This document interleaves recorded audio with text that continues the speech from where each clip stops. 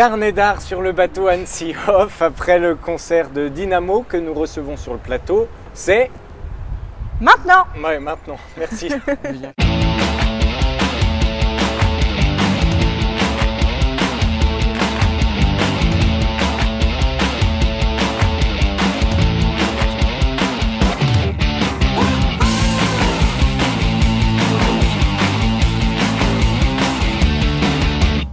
Bon, alors après ce concert de Dynamo, ça va, la soirée se passe bien là pour vous? Dynamique. Ouais, c'est facile.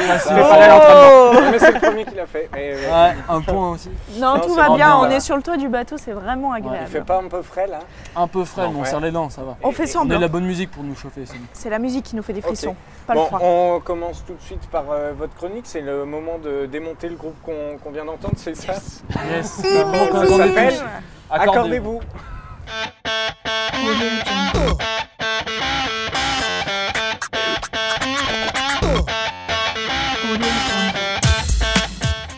Alors, accordez-vous. Si tu commences. Accordons-nous. Allez, les dames d'abord. Ouais, écoutez, moi j'étais ravie de vous entendre. C'est vrai que c'est assez inhabituel comme formation. On m'avait vendu votre groupe comme étant plutôt rock et finalement j'ai trouvé que vous penchiez plus vers le jazz. Est-ce que vous pouvez nous parler un petit peu de votre formation, comment ça s'est fait, la genèse, tout ça? Bah alors à la base on avait l'idée de faire un groupe de rock, vraiment parce qu'en fait on est étudiant en jazz au conservatoire. Donc c'est vrai qu'on voulait partir sur une formation rock, c'est-à-dire pas avec une guitare électrique, avec une batterie, avec des thèmes en essayant d'être le plus rock possible. C'est vrai que du coup sans chanteur ou sans ce genre de choses c'est plus difficile quoi. Et puis sachant vu qu'on est en jazz, pratique quand même pas mal d'improvisation, donc c'est peut-être ça qui vous fait dire que c'est un peu du jazz. Ouais, moi j'avais la sensation de ne pas repérer de mélodie, de retrouver cette sensation de free jazz. Ah, free jazz, d'accord.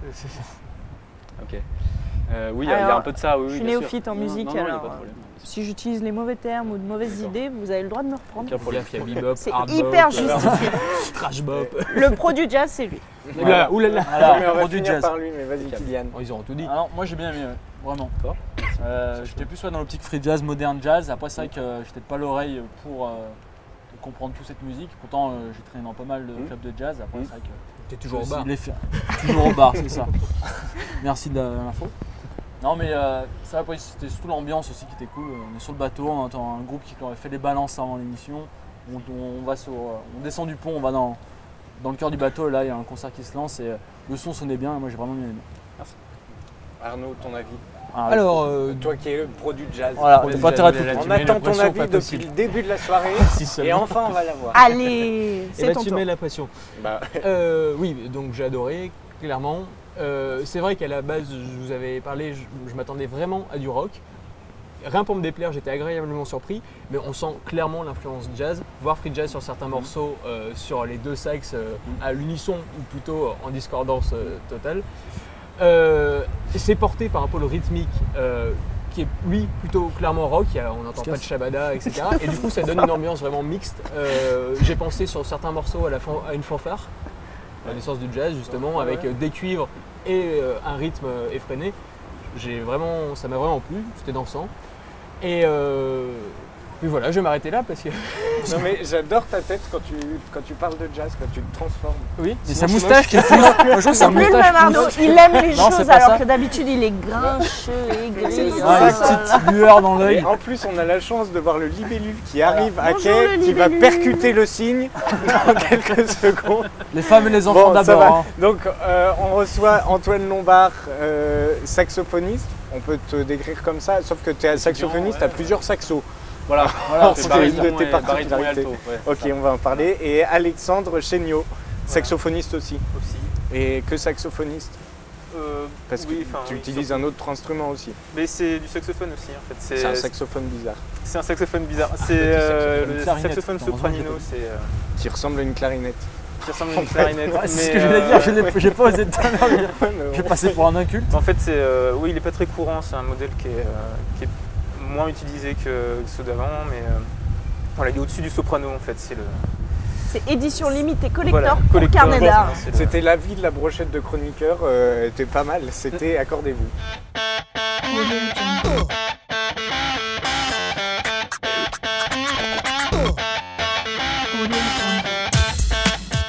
Alors, première question, Arnaud, qu'est-ce que tu veux leur demander à Dynamo, à Antoine et Alexandre? Alors, je pense que j'ai déjà la réponse, ou en tout cas une esquisse de réponse.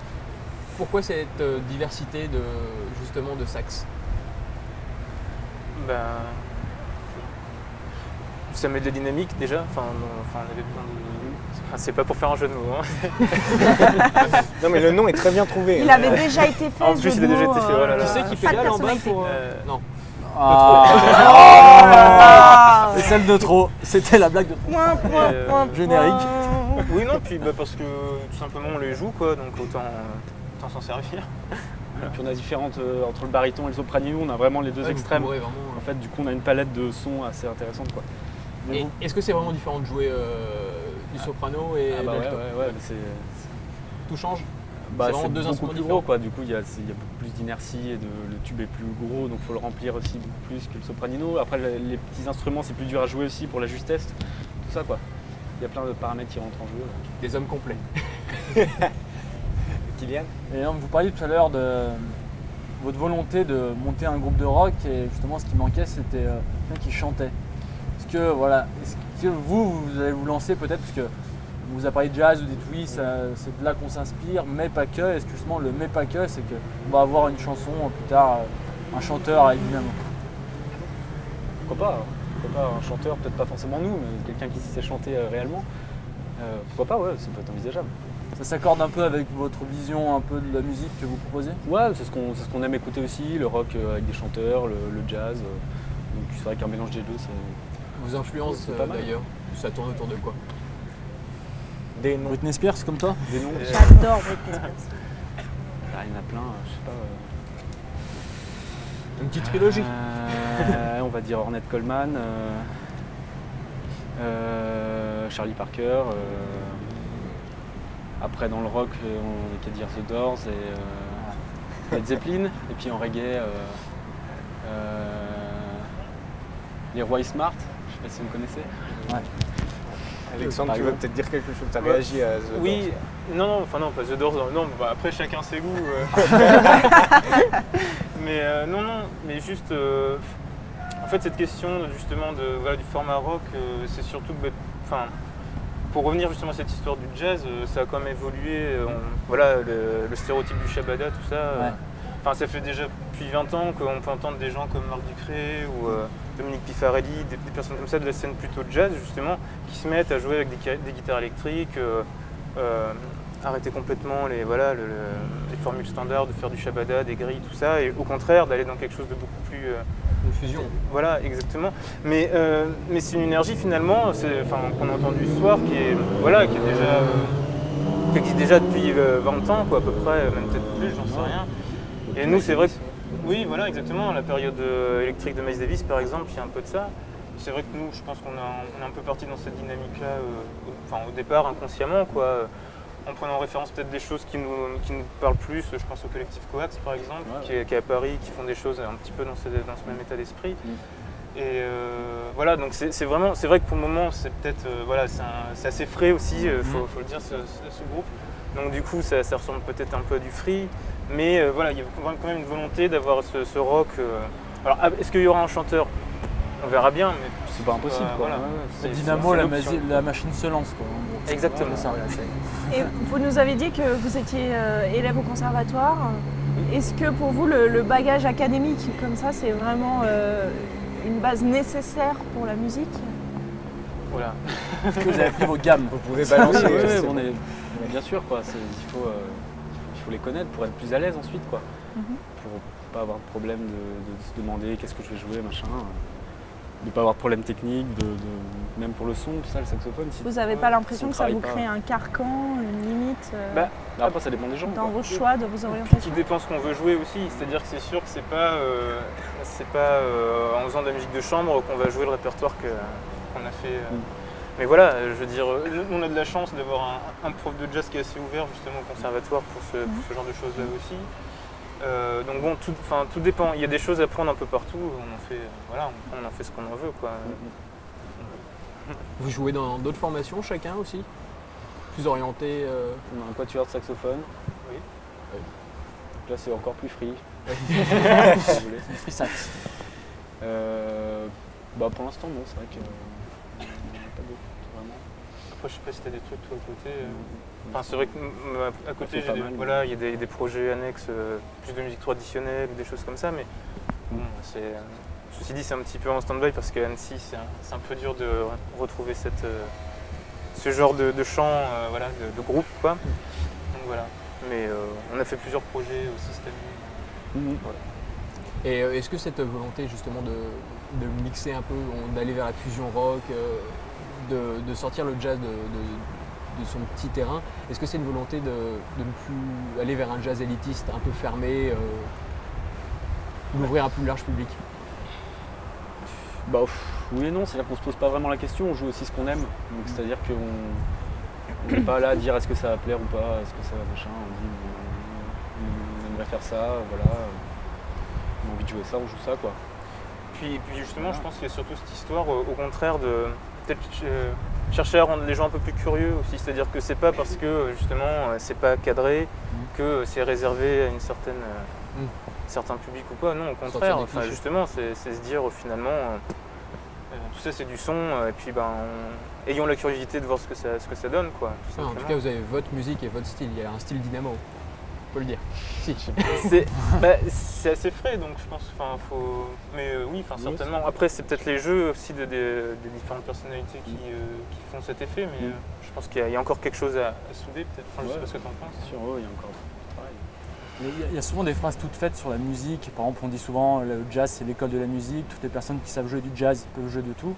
Et tout à l'heure, vous avez dit, on joue d'abord pour nous. Donc il y a une phrase souvent qui revient sans cesse, c'est le musicien joue d'abord pour eux et après pour les autres. C'est votre cas aussi? Parce qu'il y a quand même une notion avec le public, vous voulez justement les faire vibrer. C'est-à-dire que quand on fait une composition par exemple, ou on joue un morceau, on ne se demande pas est-ce que ça va plaire à certaines personnes qui aiment tel type de musique. On compose quelque chose et ensuite si des gens aiment ce qu'on fait, on est content. Il y a l'improvisation aussi qui joue, notamment si vous utilisez un peu la vague free jazz, modern jazz, c'est l'improvisation, c'est là que vous tâtez l'ambiance un peu du public, savoir s'ils vont suivre. Ouais.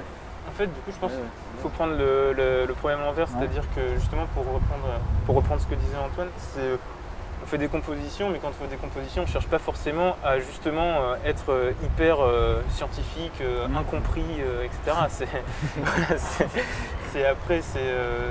On revient encore à ce que je disais tout à l'heure, c'est une histoire de curiosité, tout ça. C'est pas de dire je comprends pas ce qui se passe, donc c'est une musique réservée. On fait les choses et puis on voit bien comment ça réagit. Et à part laisser à l'improvisation, est-ce que si on vous entend demain sur un autre bateau ou sur le même, est-ce qu'on reconnaîtra vos compos ou il y a vraiment une part d'aléatoire? Il y a des thèmes écrits et il y a pas mal de choses pas écrites du tout quoi. Ouais. Mais c'est vrai que des solos qui sont pas, même des structures qui sont un peu aussi mouvantes quoi. Et le dialogue il marche comment du coup? À l'oreille? Ouais, on a vu que le batteur te regardait souvent, on sent qu'il y a des regards qui se dirigent, qui sont on a des signes aussi de on sait que si on fait telle chose, on reprend. Et t'as 3 mesures, des merdes. 3 notes, à toi de jouer. Voilà. Okay. À ton tour. C'était Alexandre Chéniaud et Antoine Lombard pour Dynamo. On vous souhaite bonne continuation. Merci d'avoir participé à cette soirée, d'avoir été sur ce plateau. C'est maintenant l'heure de la chronique de notre infiltré dans le in du festival. C'est donc la chronique de Clara, l'infiltrée.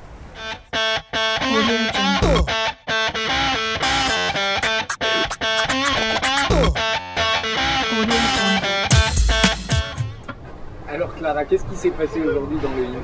Eh bien bonsoir à tous, aujourd'hui sur le hymne il ne pleuvait pas, ça fait plaisir. Du coup j'ai troqué mon imperméable façon Colombo pour mes lunettes de soleil façon mouche. Mais bon, aussi façon Adjani, on peut dire ça comme ça si vous préférez. Donc je passais complètement inaperçu. Il faut dire que le festival, franchement, ça a commencé fort. Il n'y a pas à dire. Hier matin, les salles étaient complètement bondées. Peut-être parce que les haras contiennent moins de personnes, vu que Bonlieu est en travaux, j'en sais rien. En tout cas, à 10h30, moi je me suis retrouvée au Décavision et la salle était pleine à craquer. Mais bon, c'était pas n'importe quelle séance. Attention, c'était le dernier long métrage de One Piece. Je sais pas si vous connaissez One Piece, moi j'y panne rien en manga. En tout cas, comme l'a expliqué dans la file d'attente un charmant jeune homme, parce que c'est aussi ça le festival d'animation d'Annecy, des charmants jeunes graphistes et designers en cinéma d'animation. viennent de Los Angeles. Et, Au moins. Bon, des fois, ils viennent de moins loin, Dunkerque. Montluçon. T'as tellement d'aura que ça... Ça fait griller les lumières, c'est incroyable. Bon, enfin bon, bref. Il me dit « Quoi ? Tu connais pas One Piece ?» Non, là, c'était Pioc, ça. Non. Et il m'a dit ça, comme Pioc. « Quoi ? Tu connais pas One Piece ?» Moi, je connais rien, tu vois. Il me dit « Mais c'est la base !» Moi, je pensais que la base en animation, c'était plutôt Mickey Mouse version Minicums, tu vois. Mais bon, je me suis mis à jour et en fait, One Piece, c'est un peu le roi lion du manga. Effectivement, c'est la base. Sauf que c'est un roi lion qui dure depuis 10 ans. Ça a été décliné en série et maintenant en long métrage. Bon, du coup, j'avais un peu peur d'être larguée dans un univers manga japonais kitschissime dans lequel je connais rien. Enfin, vous savez bien quoi, des couleurs vives à vomir, une langue complètement ridicule. Weshi weshi. Des jupes trop courtes, des boules de feu façon Dragon Ball Z, j'avais franchement un petit peu peur. Et puis en fait finalement pas du tout. Bon, il y a tout ça dans One Piece, hein, les jupes trop courtes, les seins qui sont énormes et qui bougent comme ça. Mais franchement, les personnages ils sont hyper classe. Les méchants sont hyper vilains et les codes moraux sont tout droit sortis du plus orthodoxe des samouraïs. Du coup ça fonctionne à fond, tout ça sur le fond de menaces nucléaires anti-pirates. Je pourrais pas franchement vous résumer le film, c'était un peu compliqué. Mais c'était vraiment bien, il y avait du panache. Bon, après pour me reposer, je suis allée voir quelques courts-métrages. Je me suis tellement bien reposée que je me suis un peu endormie. Bon, c'est le risque avec les sélections de courts-métrages, c'est que c'est très inégal. Même si on n'était que le lundi et le premier jour du festival. C'est pas grave. Mais bon, pour bien finir ma journée, j'ai quand même pu assister à l'avant-première mondiale, s'il vous plaît, de Monstre Academy. Ça, c'était la classe. Pendant que les non-accrédités ou actionnaires dans les firmes d'imperméables et de parapluies regardaient Monstres et compagnie, le premier opus sur le papier, moi j'étais confortablement, si je puis dire, hein, parce que franchement on ne peut pas dire ça, installée au Hara avec toute la presse, tous les accrédités, enfin c'était vraiment, il y avait une bonne ambiance, c'était sympa. Bon, malgré les 50 cm pour ranger ses jambes, pourtant je suis pas très petite, je suis pas très grande, pardon. Ouais, je suis pas très petite, je suis pas très grande, j'hésite parfois. Malgré le son pourri de cette salle, parce qu'elle n'est pas insonorisée, et malgré la grande proximité de mon voisin, j'ai quand même pu profiter du film et ça n'a pas gâché mon plaisir. Ce deuxième opus est franchement encore plus drôle que le premier. Il retrace le parcours universitaire de nos héros préférés de Monstre Academy. C'est vraiment exactement les mêmes personnages et qui travailleront plus tard dans Monstre Academy à la Fabrique de la Peur. Bon, le rythme est incroyable, les vannes sont bonnes, c'est incroyable. Enfin vraiment, j'ai ri du début à la fin et je ne suis pas la seule, toute la salle a ri. Bon, maintenant, passons au potin, parce que le festival commence, le bouche à oreille, tout ça, tout ça. Moi, j'ai pas encore la possibilité de me dupliquer, mais j'ai quand même mes infiltrés à moi, un peu partout dans le festival. Je vous ai dit que j'étais bénévole, du coup je connais encore tout le monde. Bon, c'est très pratique. Pour l'instant, ce qui m'est revenu, c'est que les work in progress sont pris d'assaut. Ce matin, DreamWorks présentait l'avant-première, enfin en avant-première, les premières images de son long métrage, La suite de Dragon. Je ne sais pas si vous vous souvenez de cette histoire, c'était des Vikings qui faisaient la paix avec les dragons alors qu'ils leur avaient fait la bataille pendant des centaines, des milliers d'années. Et les dragons étaient juste croquignonnés à mourir, c'était juste trop beau. Enfin voilà, le work in progress a été pris d'assaut et le second opus du film est vraiment très attendu. DreamWorks commence déjà sa pub en s'installant au festival. Enfin bon bref, le pari est tenu. Lors de la sortie l'an prochain, on verra si ça correspond à nos attentes. À demain pour d'autres films. Pour de nouvelles aventures. Pour de nouvelles aventures, c'est exactement ça.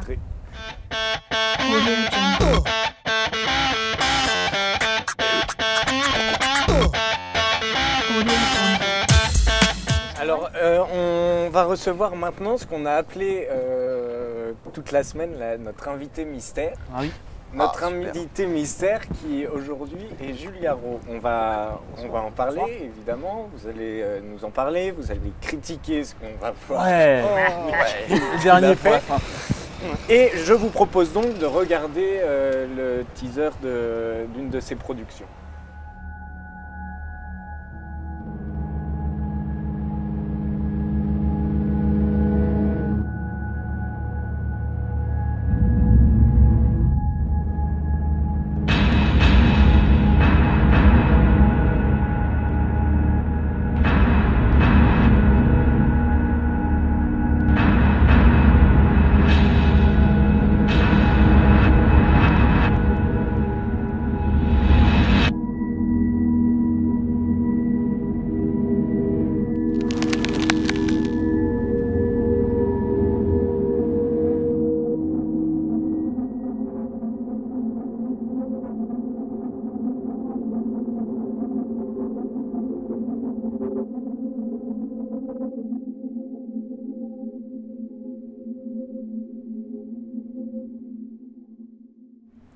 Bonsoir Jules Garot, merci d'avoir accepté cette invitation et d'être notre invité mystère sur ce plateau de Carnet d'Art pour Annecy Off.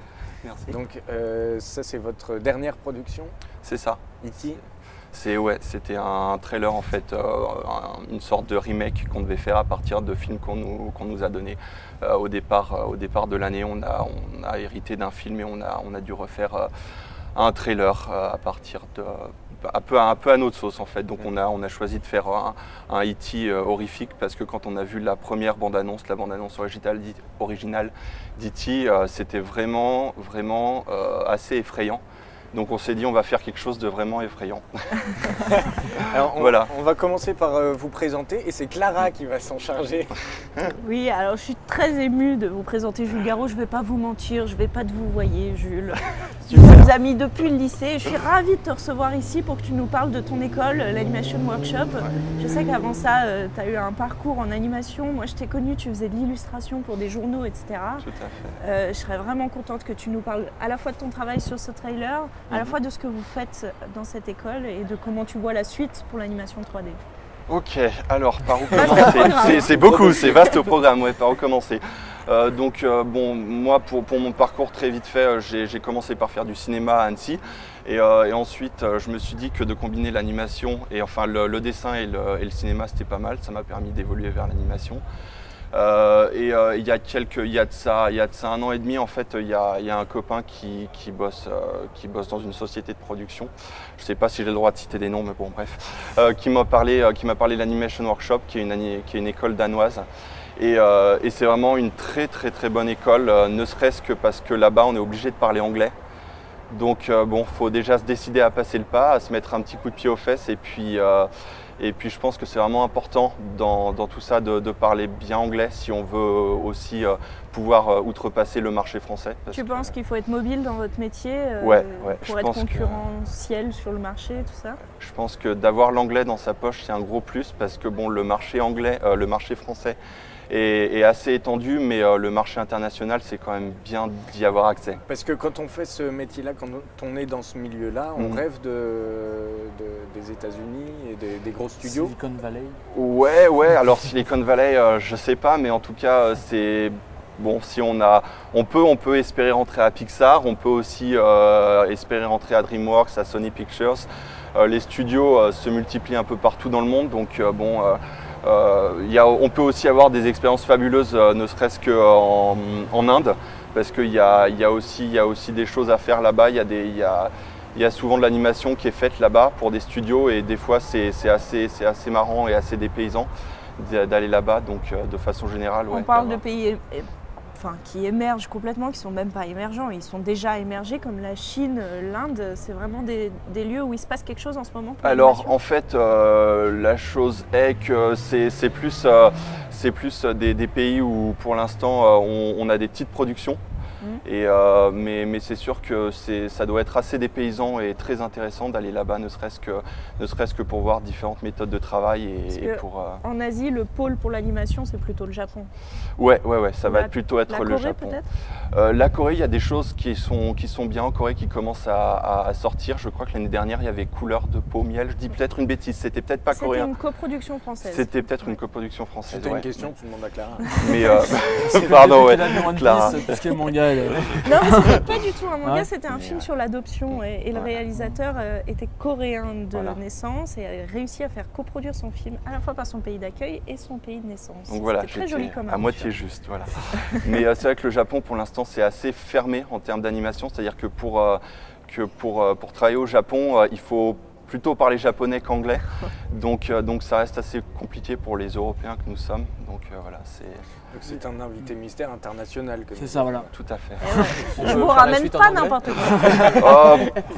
En parlant d'international, moi, ce qui m'intrigue en fait dans ce milieu d'animation, qu'on commence à côtoyer depuis qu'on est à Annecy Off, c'est le fait, vous parlez de DreamWorks, Pixar et tout, je sens que c'est tout verrouillé. En fait, la seule possibilité pour un peu percer, c'est rentrer dans une grosse machine et en fait tout le côté justement artisanal qui peut plaire aux gens, comme Clara l'a dit, vous avez commencé avec de l'illustration de journaux, tout ce côté-là, je trouve qu'il se perd un peu et c'est pas un peu frustrant justement de se dire bah voilà, je pars, je me lance et je rentre dans une grosse production et je sais pas ce qui va se passer?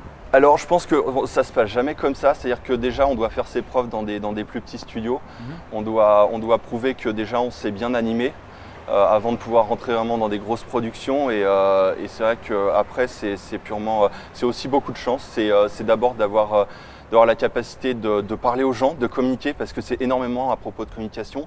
Et justement, pour revenir à l'Animation Workshop, ce qui est super, c'est qu'en fait, tous les programmes qui sont proposés à l'Animation Workshop sont basés sur en fait ce qu'on appelle des guest teachers. Donc je vais retrouver ça en français, c'est des invités, c'est des professeurs qui sont invités. Donc, des masterclass, on appelle voilà, ça. c'est vraiment que des masterclass. Donc par exemple, là on a eu Richard Williams, pas Richard Williams, pardon, son fils, Alex Williams. Alors Richard Williams, c'est le co-directeur en fait pour la partie animation de Qui veut la peau de Roger Rabbit.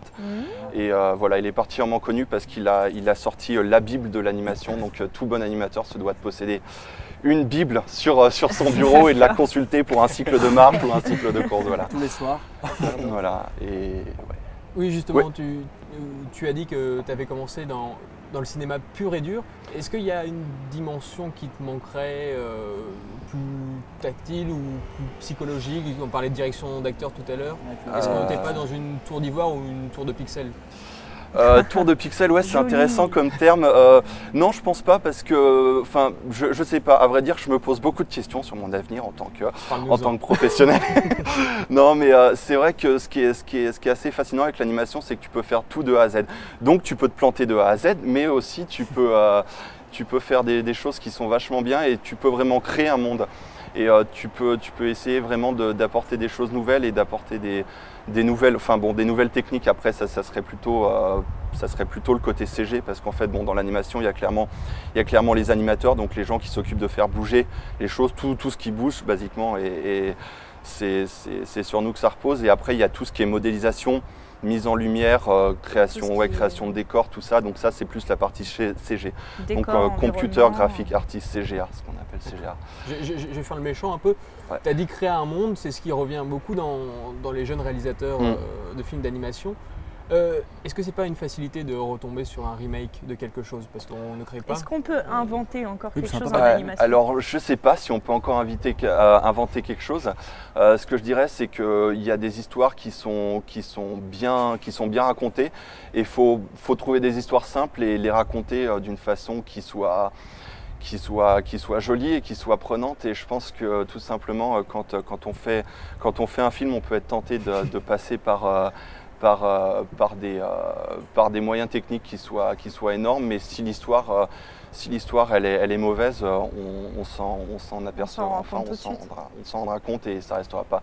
Je pense que les Transformers de Michael Bay, c'est très joli, mais c'est peut-être pas ce qui restera dans l'histoire du cinéma parce que bon, l'histoire est pas terrible en fin de compte et voilà, c'est vraiment l'histoire qui compte. Donc, Arnaud, tu veux poser une question? Pardon, je suis peut-être un peu trop long. Non, pas du tout.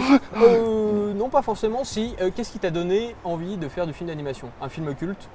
Je sais pas. En fait, c'était vraiment le cinéma, mon premier amour, et j'y reste. J'ai suivi pendant longtemps les cours d'un monsieur que j'aime encore beaucoup, qui s'appelle René Richoux, qui était mon premier prof d'animation, Clara. Alors, moi je l'ai jamais eu comme enseignant. Ouais, tu l'as manqué d'un an. Mais par contre, il anime toujours plan large à Annecy. C'est vraiment un grand monsieur. Et au Danemark, je reçois toujours ses mails, donc c'est toujours avec chaleur que je les lis. Et ouais, c'est vrai que c'est aussi c'est vraiment ça qui est important, je pense, c'est d'arriver à...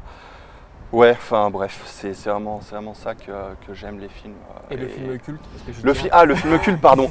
Le film culte, je sais pas, je dirais que dans mon top 5, il y aurait peut-être je sais pas, c'est le dernier Wes Anderson, c'est Moonrise Kingdom. Ouais, c'est le dernier. C'est le dernier, et j'ai un gros coup de cœur aussi pour Pulp Fiction, qui est pas du tout sur la même onde, mais qui est vraiment... Pas du tout. Voilà. Et puis... allez, un film d'animation quand même. Un film d'animation. Aucun. Eh ben, du coup, non, mais aucun. Pas l'animation, en fait. Je sais pas, je dirais que les triplettes de Belleville, c'est quand même, c'est vraiment une masterpiece. En parlant des triplettes de Belleville, rien à voir, mais c'est l'heure de la chronique touché coulé de Kylian. On n'a plus beaucoup de temps, tu te dépêches, Kylian.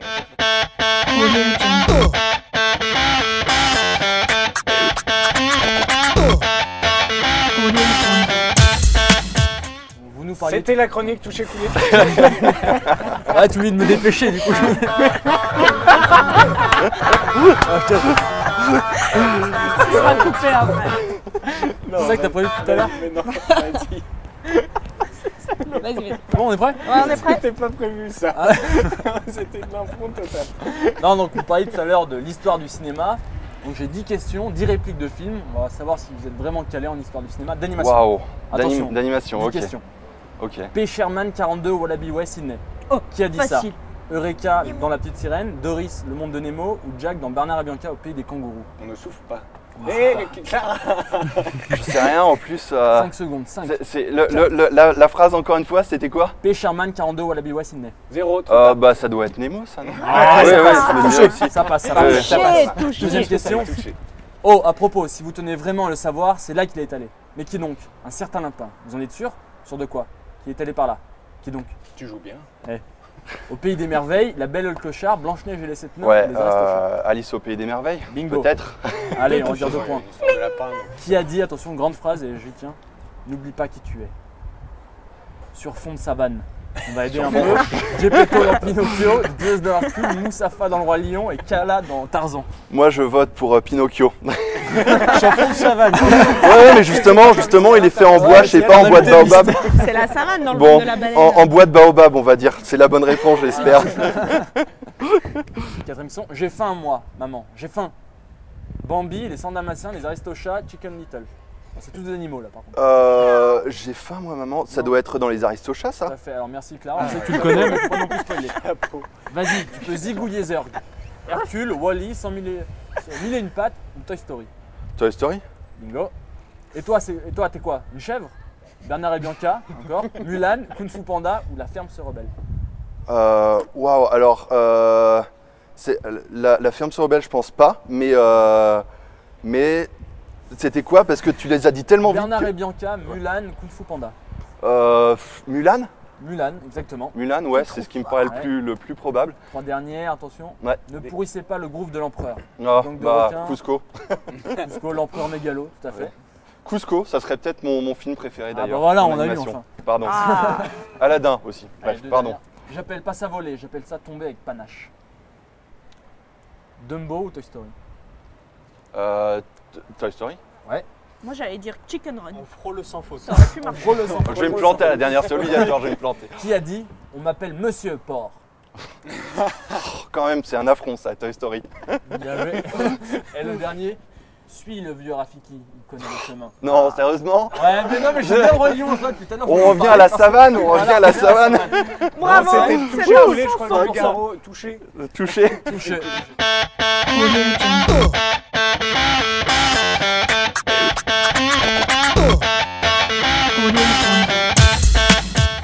Merci beaucoup Jules Garo. De Mais rien. c'est vraiment génial en fait de vous recevoir ici parce qu'on a l'impression d'être des gens importants. on reçoit un mec qui parle plein de langues, qui parle de plein de pays, Qui est connaît mystérieux. tous les films, Qui est mystérieux.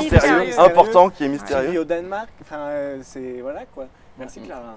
De rien. Alors, ça s'est bien Je suis passé ravie pour de te vous ce recevoir. soir. Ouais, bien. Ok, Super. on clôture donc la soirée. On se retrouve demain pour la sélection jeune réalisatrice, j'ai failli l'oublier, avec un nouveau groupe, une nouvelle soirée, des nouveaux invités et tout ça, tout Mais ça. les mêmes Ciao chroniqueurs. et bonsoir.